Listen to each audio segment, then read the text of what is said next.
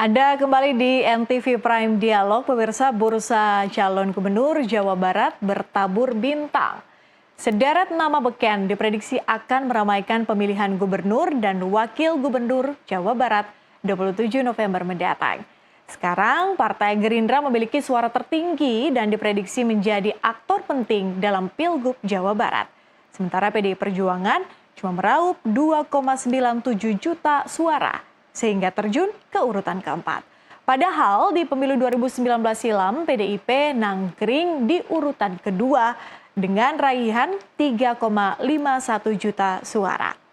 Dilihat dari perolehan kursi di DPRD Jawa Barat, partai-partai haruslah berkoalisi untuk mengusung pasangan calon. Akankah Pilgub Jawa Barat menawarkan persaingan baru? Apakah sang petahana, kita tahu ya dari Ridwan Kamil, tetap akan bertarung? Atau justru migrasi ke Jakarta untuk maju ke Pilgub Jakarta?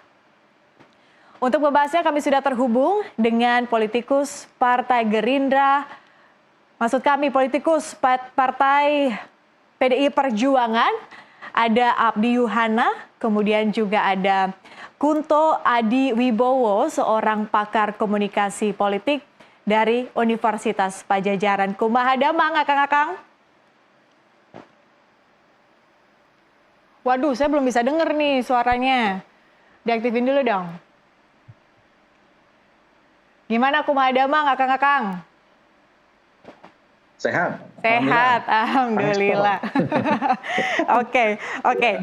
Nah, malam ini kami mengambil tema diskusi soal Pilgub Jawa Barat. Nah, yang paling atas kan kalau dilihat dari survei-survei atau pengamatan-pengamatan sejumlah pengamat politik, Ridwan Kamil nih masih ada di posisi pertama nih, masih paling populer dibandingkan dengan sosok-sosok atau tokoh-tokoh yang lain. Saya akan menuju ke Kang Abdi terlebih dahulu deh.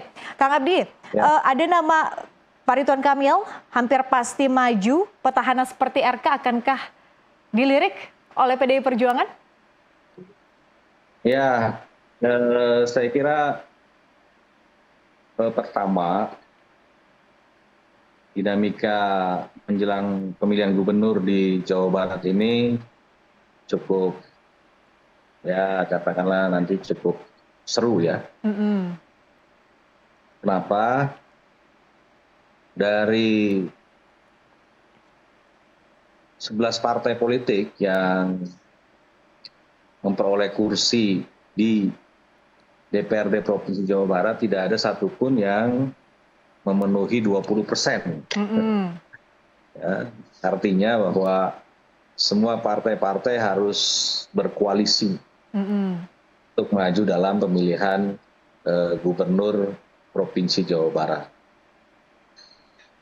Jadi PDI Perjuangan misalnya hasil pemilihan umum 2024 mendapatkan 17 kursi. Sementara untuk bisa mencalonkan itu dibutuhkan 24 kursi. Nah, dilihat dari perolehan kursi, maka tentunya komunikasi politik antar partai politik tentunya harus dibuka ruang seluas-luasnya. Termasuk juga tentunya PDI Perjuangan yang terus berkomunikasi dengan partai-partai yang memperoleh kursi di DPRD Provinsi Jawa Barat. Hari ini ya partai terus berkomunikasi dengan semua partai, kita sudah membangun komunikasi, tetapi kemudian tentunya masing-masing partai juga memiliki kandidat masing-masing. PDI Perjuangan ya, tentunya akan menyodorkan ketua DPD PDI Perjuangan Jawa Barat salah satunya. Oh, jadi nggak ngelirik Pak RK nih? Nah, sebentar dulu. Ya. Lalu bagaimana dengan calon-calon lain? Ya, saya kira muncul ya salah satu nama Pak RK yang merupakan gubernur periode 2018-2023 yang hari ini juga masih gamang akan maju apakah di Provinsi Jawa Barat atau di provinsi daerah khusus Jakarta. Karena misalnya kalau kita mendengarkan hasil rakor dari Partai Amanat Nasional, kemarin Ketua Umumnya menyampaikan bahwa Pak RK insya Allah akan ada di pemilihan gubernur DKI Jakarta. Nah, jadi sampai sejauh ini, Mbak, ya, belum ada satu partai politik pun yang pasti akan mengusung siapa. Dan tentunya dengan tadi ya, dengan tidak ada partai politik yang memperoleh 20% kursi di DPRD Provinsi Jawa Barat, ya, tentunya ini masih sangat dinamis. Ya. Jadi misalnya begini. Nah, kalau dari PDIP, siapa kira-kira yang ada nama-namanya nggak, list namanya yang kira-kira nanti akan diusung? Ya, saya kira kalau dari PDI Perjuangan ya banyak kader-kader yang tentunya bisa ya ikut untuk diusung oleh PDI Perjuangan. Ya, tentunya yang memiliki potensi besar adalah ketua DPD-nya, ya.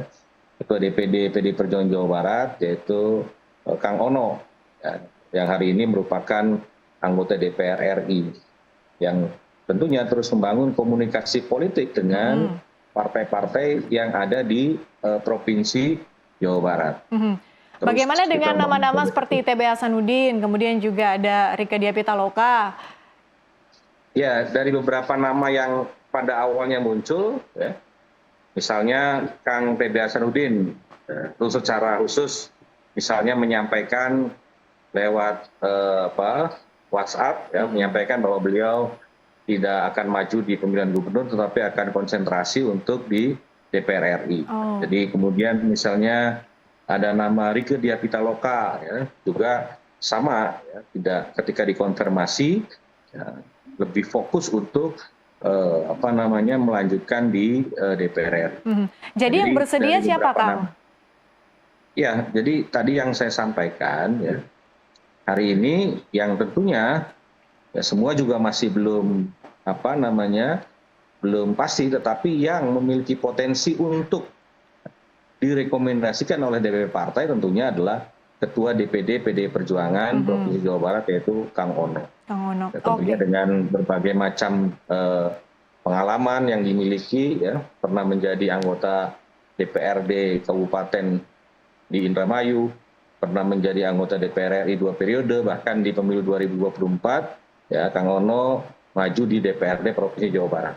Nah, saya kira dengan pengalaman yang dimiliki, ya, tentunya ya, Kang Ono memiliki potensi untuk direkomendasikan, meskipun ya tentunya bahwa akan ada mekanisme di PDI Perjuangan untuk menentukan siapa calon gubernur yang akan diusung oleh PDI Perjuangan. Saya kira begitu, Mbak. Ya. Oke, belum ada yang pasti ya, tapi kemudian komunikasi-komunikasi ini masih dalam tahapan, ya, masih dalam tahapan di internal, ya, tentunya sampai secara resmi partai tentunya dalam memutuskan siapa calon gubernur dan wakil gubernur adalah calon gubernur yang memiliki potensi untuk menang. Saya kira begitu, dan bisa berhadapan dengan calon-calon lain yang tentunya diusung oleh partai-partai politik yang ada di Provinsi Jawa Barat. Oke, Kang Kunto, apa yang kira-kira menarik perhatian Kang Kunto nih dari Pilgub Jawa Barat?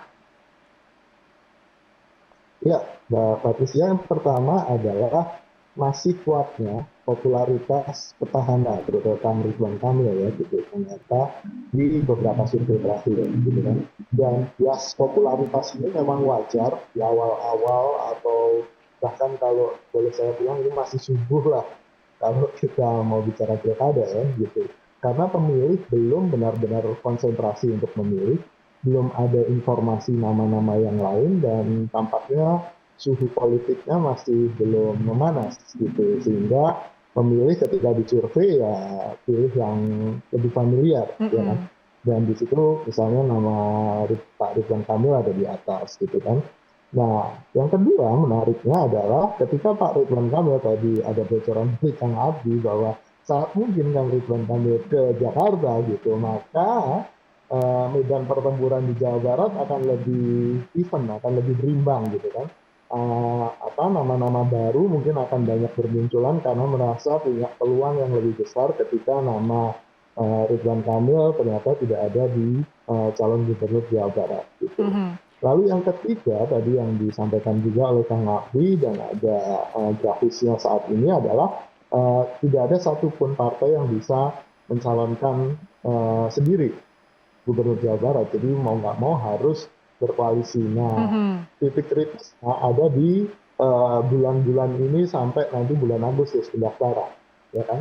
Sampai dengan bulan Agustus akan berkembang banyak nama, akan berkembang banyak simulasi koalisi, akan berkembang banyak pasangan-pasangan gitu kan yang sangat mungkin bertebaran di media massa atau di survei gitu kan.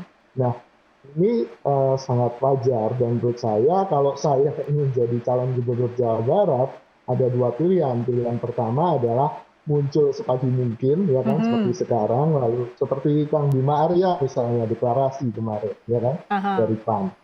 Itu kemudian tapi itu juga punya keuntungan dan risiko. Keuntungannya adalah lebih cepat dikenal karena pemilih merasa kalau sudah deklarasi, oh sudah serius nih, kayak dipertimbangkan. Lalu yang kedua, tapi ada kelemahannya. Kelemahannya adalah sangat mungkin karena di awal-awal ini bukan pemilih lah yang menentukan, tapi partai, gitu kan, untuk rekomendasi. Sangat mungkin ada usaha-usaha untuk memotong ya kan rekomendasi partai ke mereka yang sudah deklarasi duluan gitu. Oke, apalagi memang belum ada koalisi yang terbentuk ya sejauh ini ya. Betul. Belum ada koalisi yang terbentuk. Kang Kunto, tapi apakah memang popularitas adalah jalan satu-satunya untuk menuju Jabar 1? Enggak, Mbak. Kalau di awal memang popularitas karena tadi pemilih belum benar-benar serius gitu.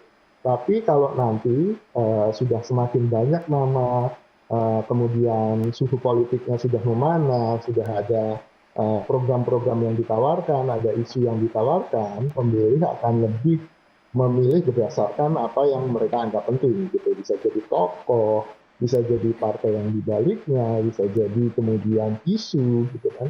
Nah ini kita tunggu nih karena belum ada isu besar nih di Jawa Barat gitu kan. Harusnya kemarin Kang Bima Arya ketika deklarasi juga deklarasi soal isu. Saya dengar lebih ke pendidikan dan kesehatan. Cuma harusnya lebih spesifik pendidikan yang mana, kesehatan yang mana itu mungkin bisa jadi jualan dia dan mulai diperbincangkan oleh publik gitu dan tidak hanya soal nama akhirnya, soal bagaimana masyarakat Jawa Barat akhirnya memilih pemimpin yang dipersepsi mampu mengatasi masalah-masalah yang dianggap relevan oleh pemilih Jawa Barat. Dan menurut saya ini yang harus kita kejar dan kita harus dorong buat tokoh-tokoh dan partai-partai seperti Kang Abdi ini yang juga punya potensi jadi calon gubernur gitu kan, untuk mulai bicara soal isu gitu. Oke, di segmen berikutnya saya akan tanyakan ke Kang Abdi, sosok seperti apa sih sebetulnya yang dibutuhkan oleh PDI Perjuangan ya untuk diusung nanti di Pilgub Jabar. Tapi kita harus rehat sejenak. Pemirsa tetaplah bersama kami karena NTV Prime Dialog masih akan kembali usai jeda.